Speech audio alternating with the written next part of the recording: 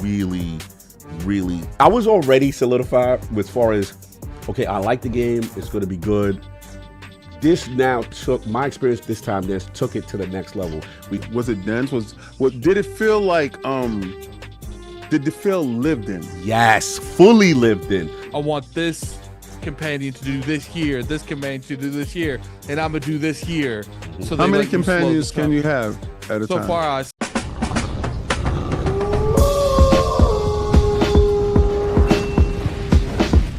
Welcome to the Iron Lords podcast. Even though it's my topic, Avowed, y'all. You know, the previews were out. You know, shout out to Xbox. We were very gave us a code, gave us the opportunity to review this preview build. Obviously, I played it in Gamescom LA earlier this year. Actually, August, I think it was. And then obviously there's the latest preview build since that. And I think from that build, the initial build we played was later. The initial build I played was later in the game, like a high level character. And then in this game, this one was actually from the beginning, you know, kind of thing. So obviously, shout out to my move from Lords of Gaming. We did some coverage on lordsofgaming.net. Go check that out. And actually, I'll put the link in there so y'all can go check that out. Very, very thorough. So here it is. And then also, me and my brother, we did a sit down with Mahmoud. We interviewed us, talked about our experience with the game, and I'll set this off. You know, obviously, you know, this is Obsidian, this is the Black Rock. You know, this is them actually, you know, getting a little bit more time. We knew the game was supposed to come out. And the first thing off is, you know, this really, really, I was already solidified as far as, okay, I like the game, it's going to be good. This now took my experience this time. This took it to the next level. We got a chance to debut the third-person mode, which we talked about. More than serviceable. You know, the game is absolutely beautiful. What the hell sound was that? That scared the hell out of me. It looked tacked on. The third. A remake can't win GOTY cause it already had a chance on the year it came out. A DLC should NT win cause it's not a proper game plus won GOTY last year. Oh, they got it. Yeah, Man, they got it. Play games. I'm with you. Kello Key 515, I am with you. That's my whole logic behind it. You just said all my balls. Oh, somebody said that's the Final Fantasy VII limit break. They said limit break. All right, fair enough. So, yeah, look, I'm going to get to you, Ken. I'm going to give you the balls as far as the third-person joint. But I just wanted to let people know it was playable this time. The first time it wasn't. Look, the dialogue choices, you know, on another level. You know, graphically, UE5. Now, mind you, we played it, you know, on PC. I have not played the console version yet.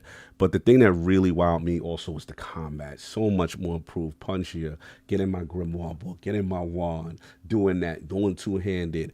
The other thing that surprised me, King, is, you know, we knew Obsidian said they wanted to get back to their roots. Because remember, everybody thought this was going to be their Skyrim. Right. And then they're like, no, we're going to do hub world, condensed. Condense it, yeah. But here's the thing. The scale, bro. Like, you go, there was one part of the game, I went up to a tower, and then Attic has it in our coverage, and we're looking around at how it's actually bigger. It's dense, but it's actually big. And well, you've seen the Pillar of Eternity's world. You've seen the world. The world is pretty much robust. But the thing that surprised me, as coming from a person who plays Obsidian games and loves them, Outer Worlds and stuff like that, they're not as big as this. Like, this one area, like you said, Attic said, wasn't even Dawnshore it was Dawnshore, but it wasn't even the other town that we got into. And it was so robust. That's why I'm blown away. If there's 8 of these, well, how was the density of the population? Was it dense? Did it feel like did it feel lived in? Yes, fully lived in. Fully lived in town, people moving around. When you go out in the wilderness, then you could go off the beaten path. But the thing I want to give them I had the credit, FOMO like a hell. I'm sorry. We go. And what's crazy is, listen, guys, I didn't even know. It was so NDA. I didn't even know they was playing it until I saw the video pop up, and I said, "What the hell?" Then I pressed it, and I watched it. I was like, "Wow!" Yes, shout out to Obsidian, shout out to Xbox for the opportunity. The thing that I want to give them their flowers also. Platforming and movement in a first person. I personally like, you know, like when you know, Destiny 2 came out and then you fly towards the wall and your man will grip the thing and like it is clambering. clamber. This is the best clambering in a first-person game. The platform. I'm Assassin's Creed King on top of buildings, going in people's houses. I'm climbing lighthouses. So it feels thiefish. Like, 'cause I like Thief. You've got that when it energy. comes to that first person. You got stealth energy with the energy sword. You're godlike. You go behind people doing this. Listen to this preview. I put the link in the chat if y'all want the bars, even deeper bars. I'm rushing. I'm trying to get, because I know Addict's going to go and talk as well. But this game is complete. You know, the stealth, the dialogue, the graphics, the weave. We're about to talk about Stalker, right?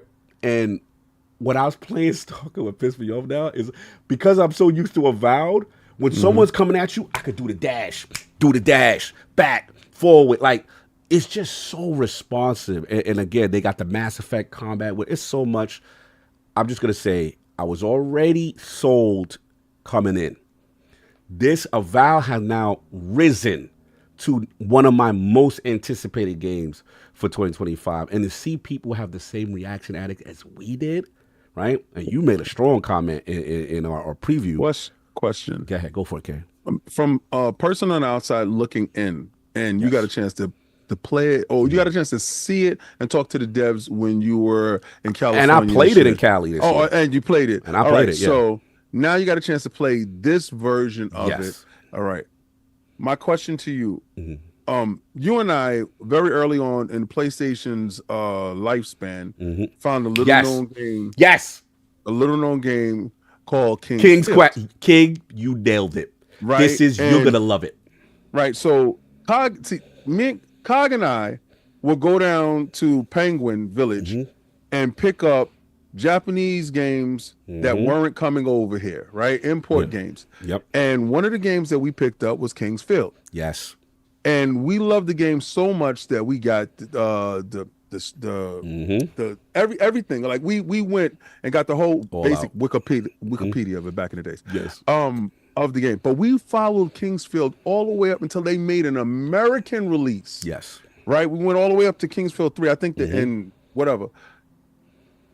Does it feel like that? Because that was a special moment. This is, you know, when it hit me, the addiction of, okay, what's that over there in the distance? Yes. It is the epitome of what is that over there? Let me go over there.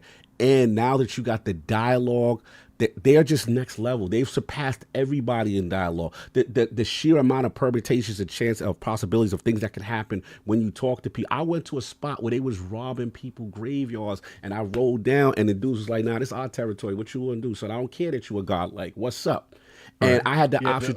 Got Addict. I would say the only people that probably do dialogue better than them at the moment is Larian. Larian. Yeah, that's the only one. Like Obsidian, you could, and then I didn't even Addict go and break it down with the skill. I didn't even get to the skill trees. And this is the ultimate game where you can play how you want to play. You don't like Sword and Shield? Fine. You want to do two-handed bust people upside the head with the man. Then the combat, bro. They got finishers and stun moves and. All right. My second question. Go ahead. To go with this. Since you played it when you was in California. Yes. And you played that first build. Yes. To this build, do you think the time that they had to work on the title before release next year was time well spent? Absolutely. From what you played? They took the feedback that Bria and Maddie gave them, which was the combat at the time didn't sound punchier enough. Right. Now, not only is it more punchier, the sound is better. I am now learning about the mechanics with that stun meter. Like Final Fantasy, you get that stun meter, and then you that stun meter not there last time? It was there, but I just feel like they did something with the interface now where it's more visual, and I could recognize it more, and I feel like I'm able to set off the combinations when someone's fully stunned to do, whether it's if you got an axe person, you know you do something crazy. If you got a wand person, you do like, it feels like a finisher move that does a lot of damage. And it changes depending on what you're using. Like a wand, Yeah, I just got last question. Go ahead, go for it. From the outside looking in again. Yeah, I love it. And you know, from all us Xbox fans and us Ascended ones. Yes. What platform did you get a chance to play it on? PC both times. PC. Okay, so PC both times. Right. What was your frame rate? Oh, I mean, obviously, shout out to NZXT. I mean, we were pushing no, I things to mean, the limit. You know what I'm saying? Because there's a narrative going on that they capped it at 30 for now, but with the hopes No, it was of 60 getting on mine. On mine, to it was 60. 60. I was 60. So yeah. Yeah, so PC. I was 60. But all right. I will say this, and I know this is the controversy because technically I broke the story, which was when I was at the first showing of the game, I asked, I believe, the art director, and I forgot the creative director at the this time. This is the reason why I asked. Right. Was, what went viral, and again, shout out to everybody in the realm who watched the video, or LP, was that, what's the target frame rate? Because I wanted to ask from a console perspective. And at the time, they were like, look, we feel 30 frames per second, provides the visual fidelity and cinematic experience, and that's fine. However, shout out to Paris. I don't know if he's still in the chat. He actually interviewed the director, I believe it is Carrie Patel, and she was very keen on saying what I always felt from the beginning, which was she said, look, that's our baseline kind of at the bare minimum. That was her words. So this is how I look at it. When I look at this game, there's a lot going on, yes. But in my opinion, I feel they will probably hit 60 most likely, or have at least an unlocked frame rate mode for Series X. Because in my opinion, I think they could do it. I think they're just being humble and don't want to promise yet. And I think the extra time afforded, we've all seen when extra time is afforded. We saw what happened with Starfield. Even Series S had Starfield hitting 60 at one point. So 120. Yeah, that point. So my thing is, I do think, I'm going to predict, I think they're going to hit 60. I think they just don't want to outright say it from the thing. And remember, this game was supposed to be out now. That's the other thing. We're playing it now. So to me, that shows the ultimate confidence to give it to people now. And I think that in February, then they'll make the announcement right at release when it's gone gold. Exactly. Boom, here's 60, and y'all can shut up. So that's my thing. Again, we play PC. Attic, I'm going to let you talk because I've been talking a lot. But I'm really blown away by Obsidian. I got questions for Attic too. Yeah, as I love the Black Rock, but they exceeded my expectation. Attic, your experience. Your mic. Avowed. Your mic is crazy. Something's weird. You're talking out of a different source. Yeah, it's like a different source or something. Maybe your headset tried to take over. Yeah, maybe your headset. Nope. No. You sound very low, and also like it's coming from a different source. Yeah, it sounds different. Yeah, there you go. There you go. Oh, I wasn't close enough to the mic. Okay, there you go. That's why. When it comes to me, I would hope that they're able to hit 60. I don't know, for some reason I feel like that's going to be after the game comes out. But it would be amazing if they can hit that, because that's the best case scenario. I feel like you always want, your first impression to be the best. Yeah. Right. How many games have came out that, with that 60 frames and the game runs better, it would have just did better in general. So you don't have to see when it comes to that. Avowed, I do believe, is already getting not maybe game of the year. I don't know if it would be my game of the year, but it's definitely up there with the contender of it. But I do think this thing's winning awards next year. Guaranteed. All right, I got a question for you, Attic. Being that I know that you play a ton of RPGs and you're well versed in skill trees and stuff like this, as you delve into the game, how did you feel that this skill tree branched out for you while you was playing the game? Was it a robust skill tree? Was it a baseline skill tree? How would you rate the skill tree while you was playing the game? Because me personally, I want to know from your experience of it. And I got another question for you too as well. I think it was a basic skill tree in terms of just looking at them from one perspective or another, but they don't lock you down to one. You can like mix and match. Now, can I tell you like to what degree can you mix and match? No, because I didn't have enough time to like really sit down there and look through it like that. Right. But I will say that it does have a fun skill tree. What I like is there's items to give you more skills, like the spell books. Like it's not just about like what skills you have. It's about what equipment you have that add on to it as well. Yeah. Okay, so you can find other things inside the world that can actually enhance your character. Yes. All right. And companions have their own skill tree as well too. Oh, that's and you have a god-like skill tree as well. Because remember, you are a god-like. You are an envoy for the emperor sent to the living lands to find out why this plague is there. You as a god-like have its own separate powers that level up as the story goes on. That's another joint. I'm sorry, I had to add. And keep in mind, they have their own like strategic menu where when you bring it up, the world stops, and you're able to tell, I want I want this companion to do this here, this companion to do this here, and I'm gonna do this here. So how many companions can you have at a time? So far, I think only 2. 2. I think 2 at a time. Yeah. All right. Okay. That was an extra question I had. All right. Now, being that I know when you play RPGs or games in general that has a created character, you really don't care. You put it on random, right? Yeah. I did the same thing. Okay. Did you even peek to see if it had a robust created character? That when you do get a chance to play the game upon release, you might go back and try to change the character up, or would you continue with the same randomize? It doesn't matter to you, but did it give you a nice randomization? Because when me and you played Baldur's Gate 3, This man look wild. I picked my character.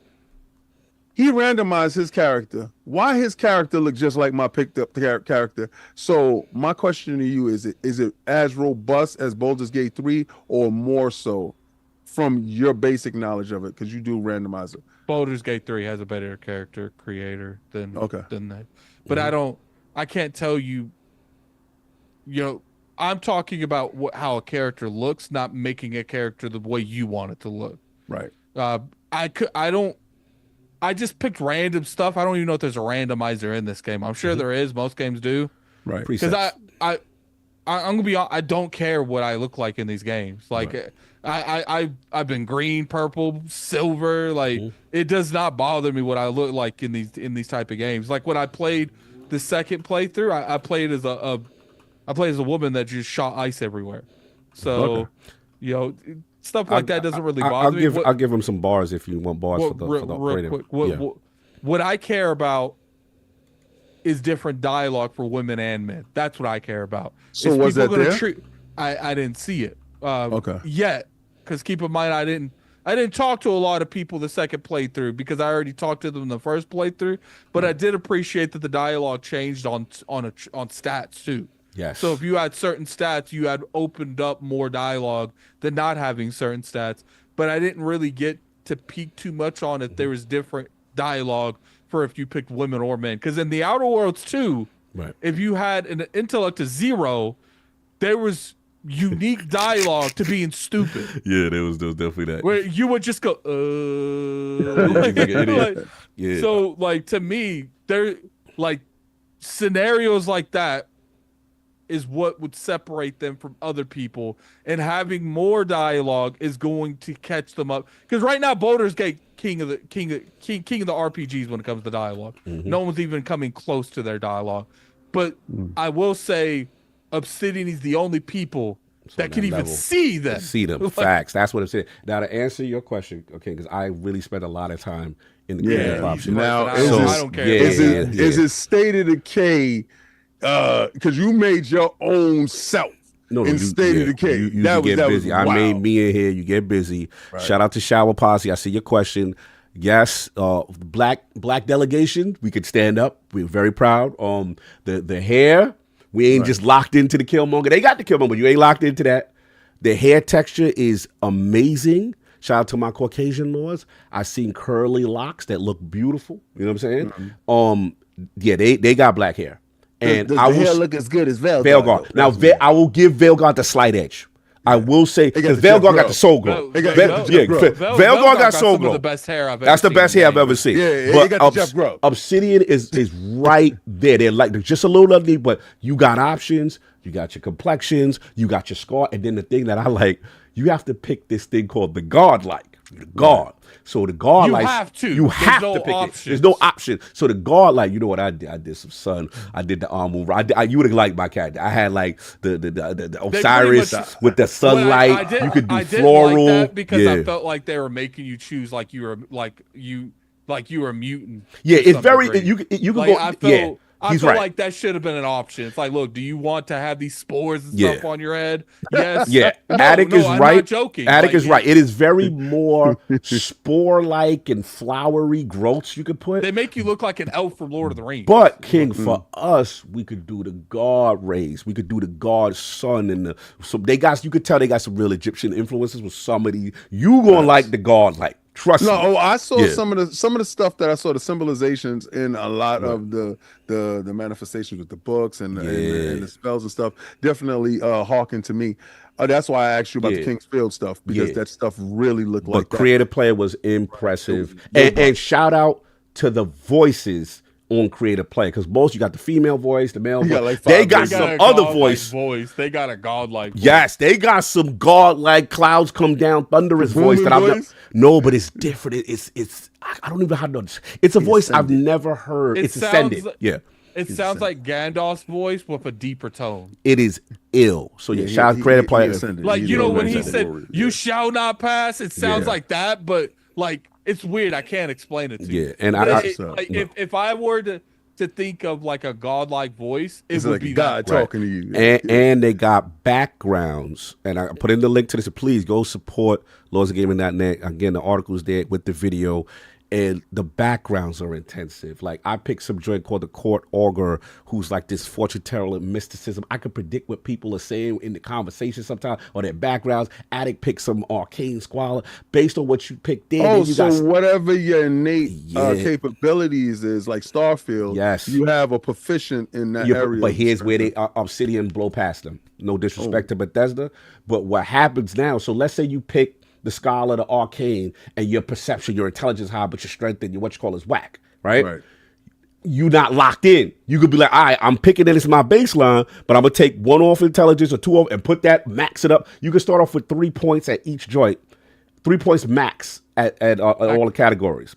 And I called them. They let you be the black sheep or something. Yeah, where it's like, okay, I'm the person that generally does magic, but it doesn't stop me from like being that person that's in the magic thing, but you don't do magic. Right, and I can fight with the hands. You can still be in that thing, but they're like, it's like you're the black sheep. Yeah. Like, you should have no business being part of that line. Yes. But you're part of that line. That's why Obsidian is the king with this game of playing how you want to play. You are not locked in. You know how most games, you're the mage class. You're the hunter class. Oh. Like Elden Ring, you can only use certain weapons for that. Bro, you could do one hand with a mace, one hand with the spell book. You could go. They got the Glock too. They got 2 hands with the weapons. They got the weapons, old school style, musket style. But if they hit a punch, and then you could press Y and switch loadouts on the fly.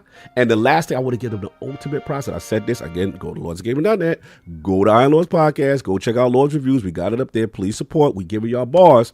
The thing where they won me over, King. An hour. It took me 4 hours. Where they won me over, King. I never pick hunter arrows in a game ever. I was like, I ain't playing. That's whack. I'm never doing that, bro. Not only can you get your Legolas on it, that's fire. The game gets you the bow early in the game because they want you to do a mechanic where you have to burn this root and unlock this entrance or burn down these branches that's blocking the entrance. So you're forced to play the bow just to see how it is at one point. Not forced, but they let you get it. The drawback is so dope. It shows then the critical spots, and you be like, you get your Legolas on. So it's like Gears of War. It's fire. The bow class is fire. Then I could pick skill trees from his class. I was amazed. I picked something from his class that allows these roots to come up from the ground and grab your leg and hold the enemy in place. And then I could either hit you with my long range weapon, do my spell books. It is the combat is so fire. I'm sorry. Get it. I'm sorry. Did you see if there was any slow time abilities in the Ranger? You know what's funny? I didn't check all of them. I know them. Yeah, I didn't either. Yeah, I wish I would have. The game is so really robust. We had like 2 days, whatever it is we had. But I remember in the advanced joint, I had some spells with things running around me, slowing people up. So I don't know. But it's just a beautiful game. The amount of options is just amazing. Continue at it.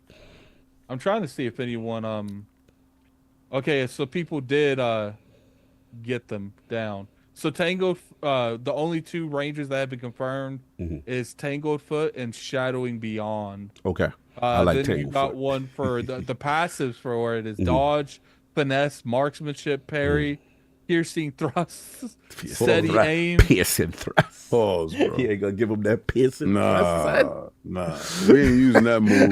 You gotta use that move. Nah, that move has been deleted. Hold on, Paris. I gotta shout you out. Yes, he says, Carl, I got clarification on 30 frames per second. Question to LA Games Com. I love you, brother. I saw that you asked that, and I love what I believe it was Carrie Patel you spoke to. Yes. She said it is a baseline. So that's why my prediction, I could be wrong, that Paris, at some you point, come on if you want. Yeah, we'll talk about because at the end of the day, you know, Paris I do got think some good videos, that bro. his videos, he's with the whole team. Shout out to Paris, comprehensive coverage.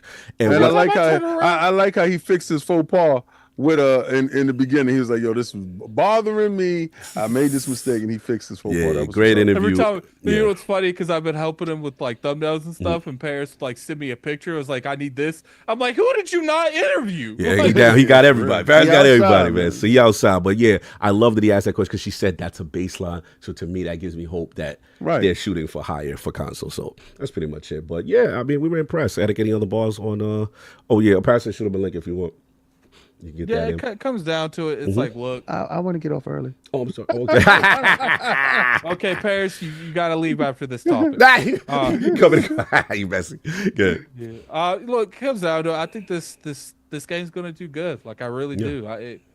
You know, when I'm seeing people like Polygon say that it's already a Game of the Year contender or something, like I went from being real big on I don't know if this game is gonna I don't know if this game's gonna like really appeal to me in the way that like the Outer Worlds did, to saying they like destroyed every expectation I had for the game. Yeah, and then you know who actually? I mean, I want to shout out Paul Tassi because you know he's a person who I know was very critical of every iteration of Avowed that he saw prior to this. He's just like, even when we majority liked it with the darker first viewing of it, then it went a little bit more colorful. He's just like, I'm not feeling it. And I read his. Oh, you talking about the CGI joint in the beginning? Yeah, remember the CGI? Yeah. Everybody was in. Then when we saw the game, and some people were like, I was feeling that's not that. That's not that. And then it's cartoony. And he was kind of along them lines. And then when he played it, he was able to get the review code for the preview.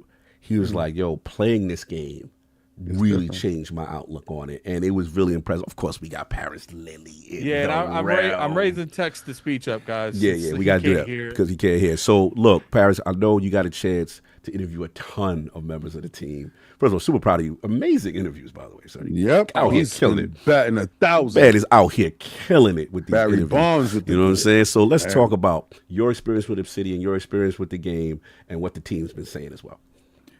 Well, first and foremost, thank you for bringing me up. I appreciate that. Yes, sir. And Black Viking, I know you mad. Stay mad. Hey, you. He killing you on Twitter, though. I'll be seeing it. And you know what he does? He'll DM it to me. Like right before he send it, and I'm like, "Oh, you MF'er."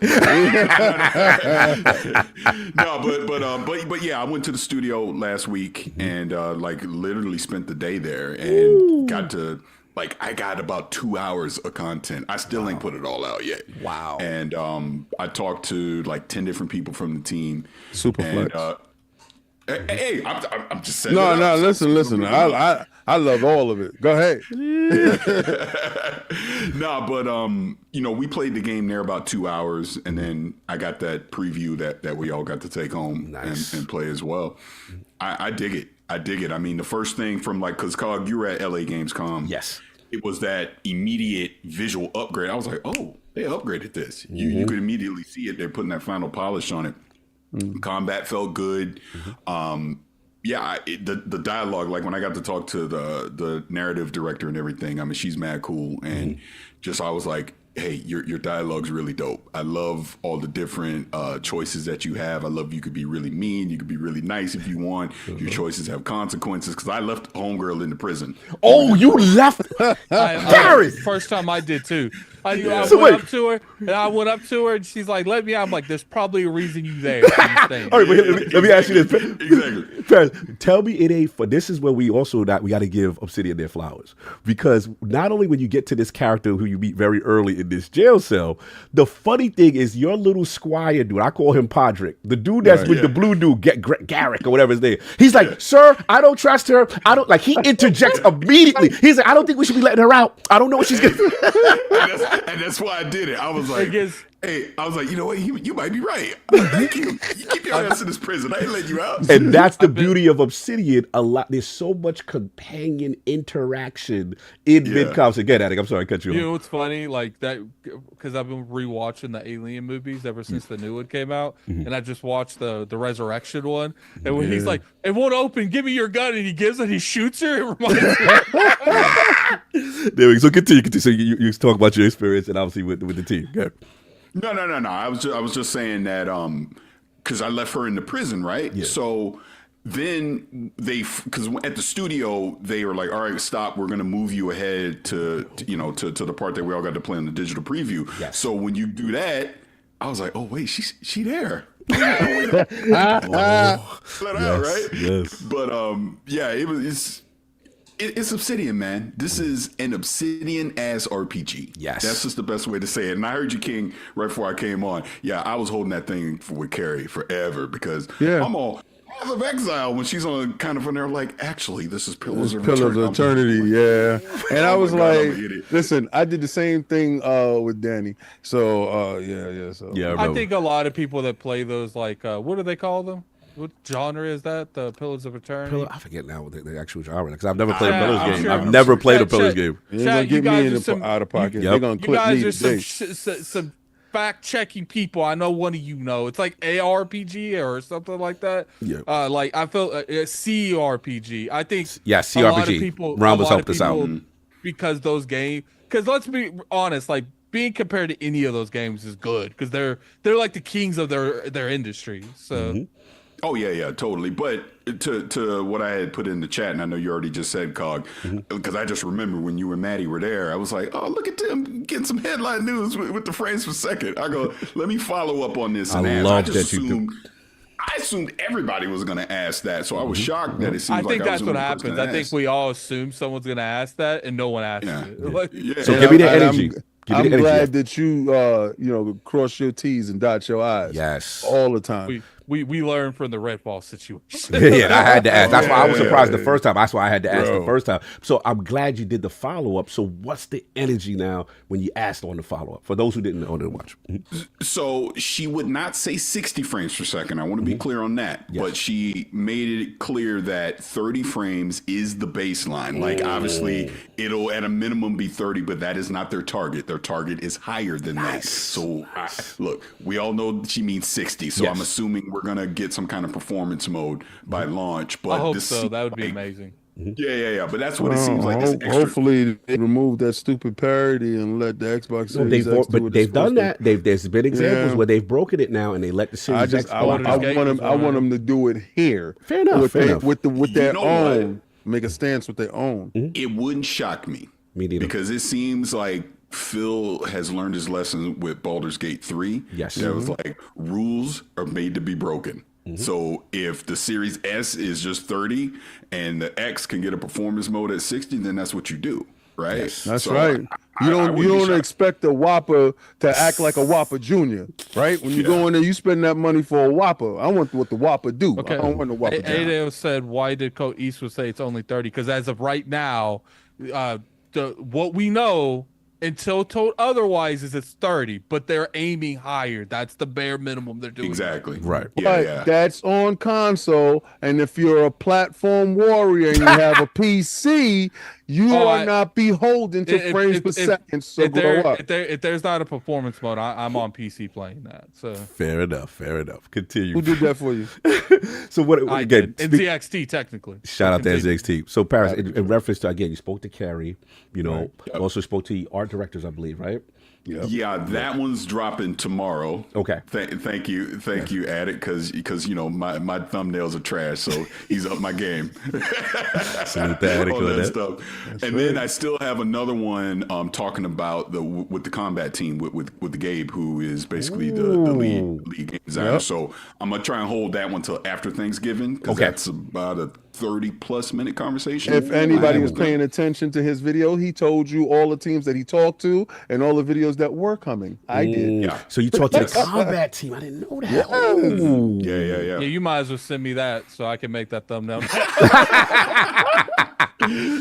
Fire. I had to go through and edit it. But no, well, let me tell the story real quick. Go for it. If you've been paying attention to the interviews, I got to apologize at every damn one because I was having weird audio issues, right? Okay. Yeah, like I even heard this it. one coming tomorrow. Slight echo sometimes. Yeah, where this one, the camera, I'll talk about the camera in a second. The camera didn't cut off. This one, I got the whole video, but then halfway through, it started echoing. And even with Carrie, it started echoing, which was weird. But with Carrie and the narrative team, I forgot and left the camera on the entire time I was there, right? And I wasn't plugging it in. So I'm sitting there just talking with Carrie. Yeah. All of a sudden, the camera said, doo-doo. I was like, oh.